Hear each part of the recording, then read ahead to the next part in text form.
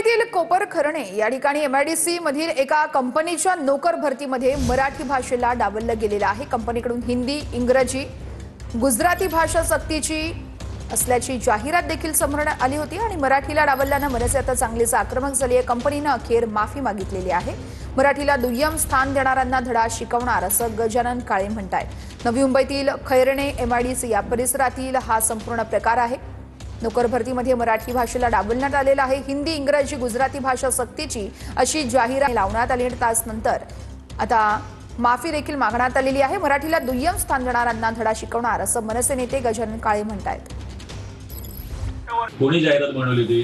तुम्हीच केली ना, तुम्हीच प्रसिद्ध केली ना जाहिरात? प्रसिद्ध मी केली आहे। तुम्ही प्रसिद्ध करताना 4-5 वेळा वाचत नाही ती जाहिरात? वाचता ना? का मा झालं तुम्हा सगळ्यांना आता? का मराठीनं फाट्यावर मारलं, मराठी माणसाला फाट्यावर मारलं तरी आपली कंपनीचं कोण काय वाकडं करतंय असं काही डोक्यात आहे का तुमच्या? यावरती एक लेखी माफी मागायची राजसाहेब ठाकरे की अशी आमच्याकडून मिस्टेक झाली, याच्यापुढून आमच्याकडून कुठलीही ऍडव्हर्टायझिंग निघताना आम्ही ही गोष्ट करणार नाही, हे मला आत्ताच्या आता तुमच्याकडून रिटर्न पाहिजे, नाही तर अख्ख्या कंपनीची तोडफोड करून जाईल।